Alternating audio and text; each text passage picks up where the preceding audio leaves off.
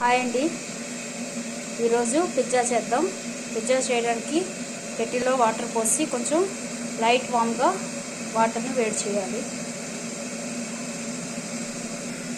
Water గోరువెచ్చగా అయింది. ఇప్పుడు వాటర్ని పోసుకొని గోరువెచ్చగా ఉంటే చాలు. కొంచెం వేడి ఎక్కువైంది,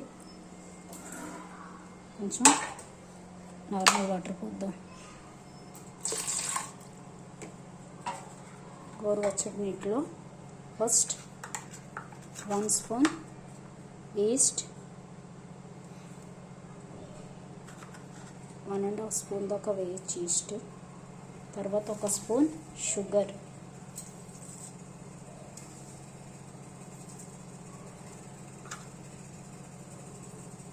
వేసి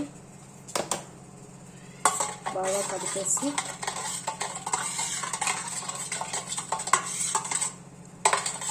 ఒక 10 మినిట్స్ మూత పెట్టి వదిలేయాలి. పిజ్జా తయారు చేయడానికి డ్రై ఈస్ట్ వాడితే సరిపోతుంది.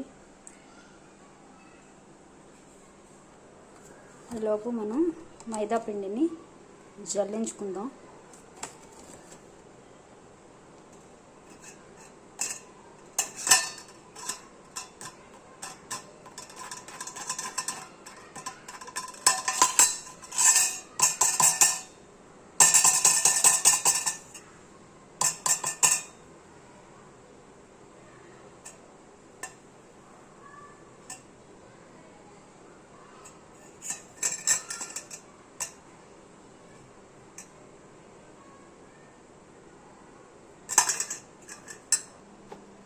పిండిని బాగా జల్లించుకొని పురుగులు లేకుండా జల్లించుకోవాలి.